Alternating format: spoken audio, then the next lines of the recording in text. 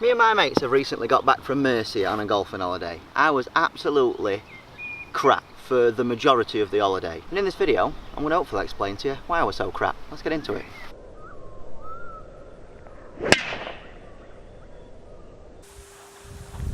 I didn't hit many drives like that in Murcia.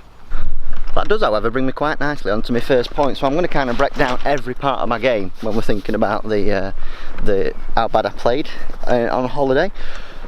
Driving, let's think about that. So the courses lengthwise were very doable for me. They were actually quite short in length, which surprised me a little bit. I thought they might be a little bit longer. So there wasn't the need to hit driver a lot. I didn't, but when I did hit it, it was absolutely horrific. Most notably when we played Murcia the second day, course I really like, I'm very fond of, the one hole near the middle of the round, I think it was the 8th par 5, so you know, opportunity to hit driver. Normally I should be eating up par 5s because I think I've got a considerable distance. Blocked one about 80 yard right into a villa and then snap hooked one about 70 yard left. So having done that, I then decided to put the driver away for the rest of the holiday, and that was only halfway through. So driving, my problem with it is that I always seem to strike the driver well, but when it comes to controlling that face to path relationship, when it's off, it can be very off, like it was on holiday. So instead of attempting to fix it and perhaps in the meantime losing a crap ton of golf balls, which I didn't have, I decided to put it away.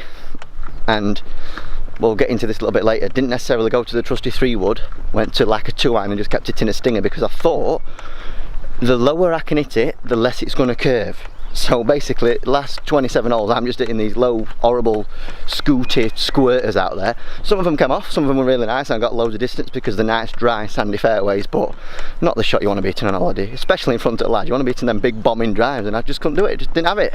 Imagine doing a video saying that you've got this 3-wood, and it's your favourite club ever, and then hardly using it on holiday.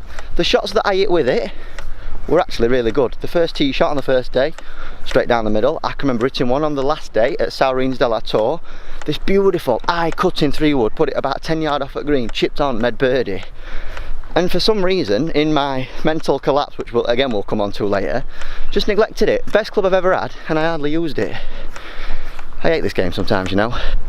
And then, like I just touched upon a couple of minutes ago, when we think about my 2-iron, it was very much my safety club. So because of the volume of which I used it, probably 7 times at Murcia, 14 times at Saurines on the last day, I did become quite reliant on it. But that is not the shot that I want to be hitting, especially on golf courses like that, where if I utilise my length, I said to the lads, I didn't think it was that hard.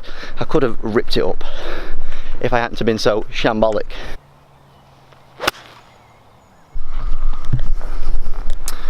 Iron play in general, not great. Did it some nice iron shots, more specifically on the last day. I got a couple of nearest pins, which were great.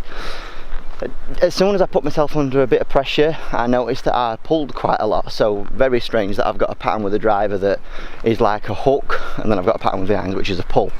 Strange, and very hard as I'm going around to try and figure that out, to sort it out. So but yeah, iron play, not the best, and I would say normally that's probably one of the best parts of my game when I'm on it. So if that's letting me down, then you know it's going horrifically wrong. I think a lot of the swing stuff is mainly due to the fact that I have not had enough time, unfortunately, to practice what I should be practicing from back end of my lesson with Dan Whitaker. So massive enthusiasm when I came out of that lesson, playing quite a lot, practicing quite a lot, and then work's kind of got in the way, as I hoped it wouldn't, and now we're in this spot. So I'm a bit in between swings, which when you're out there on them, especially Saurines, tremendously tight golf courses, not a good place at all. So swing wise, not in a great place at the minute, but I know that if I keep working, keep doing what he told me, I will get there eventually. Just going to take some hard work and a bit more time, which at the minute I don't seem to have.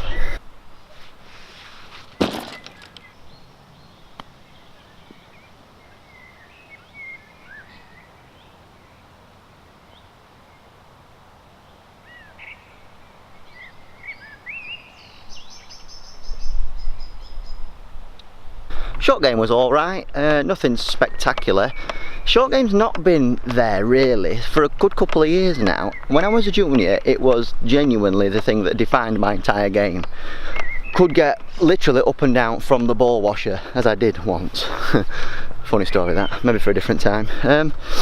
Yeah, so I've not hit those heights for a couple of years now, and it is a little bit frustrating knowing that I can be that good around the greens, but again, it just comes down to time and practice, and when you've not got it, you've not got it. So there was, on holiday in there were a couple of beautiful flop shots, and one thing that I noticed is that the grass is so much different over there. Greens a lot softer than what we experience here at Ickleton, so the amounts of backspin that you could get were absolutely wicked sometimes. Bit dark here, isn't it? So for example, on first day when I played with Anne, we were stopping around some greens, dropping balls down and just hitting chips to see how much we could spin them, because it was just mint. Some of them you could hit 15-20 yard pitch and chip shots because the grass was so tightly mown and the greens were so receptive. You could absolutely zip it around, which I love doing. So yeah, probably on a whole, short game might have been one of the most positive things of the week. We'll talk putting next, and that was definitely not positive. As you might have noticed from the last green, the Pingtine H is no longer in my bag. I've had a torrid time with that thing for a couple of months now, culminating in, I bet I must have had 36 to 40 putts on a couple of days while we're over there. Just an absolute nightmare, and as soon as you get into that funk with a putter, I think it's good to have a change just to break some of those mental ties. So gone back to the trusty Odyssey 2 ball, which myself and Sam Law have got joint custody of, and just to break it up really, I have ordered a new putter. It was the Ping Arne, which I tested in the Ping Sigma 2 video, so go and check that out if you've not done so already. Really nice putter.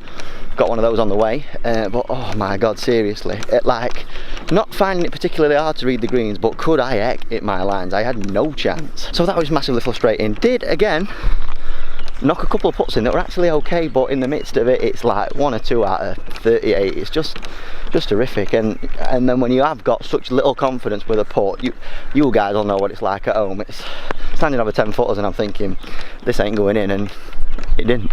The one most alarming thing about my bad play Murcia though was my mental attitude. Genuinely felt scared for large majorities of the round. I don't know whether it was scared of losing a ball. I know they're like £3, but you shouldn't be scared of losing a ball if you're a professional golfer.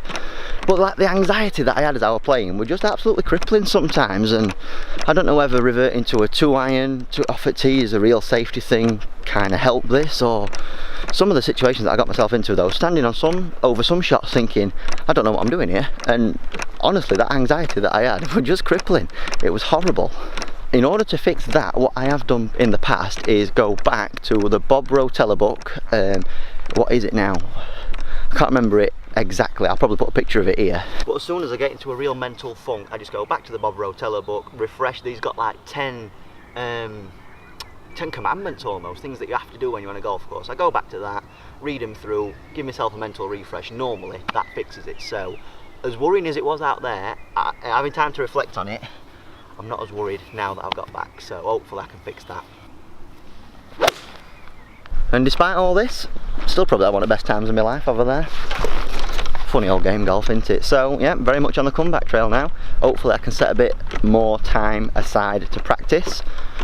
Enjoyment levels are still up there, you know. It's not like having played as crap as what I did in Murcia, I feel deterred from playing now. I'm still wanting to play. I'm out here right now talking to you beautiful people at home. So yeah, hopefully it's a bit of a blip. I get back on the bandwagon and we crack on and we carry on going. Hope you've enjoyed this video, a bit of a different one again. I think I say a bit of a different one in every video. I suppose they are a bit different though, aren't they? If you like this video, please like, share and subscribe. Until next time, thanks for watching. Cheers!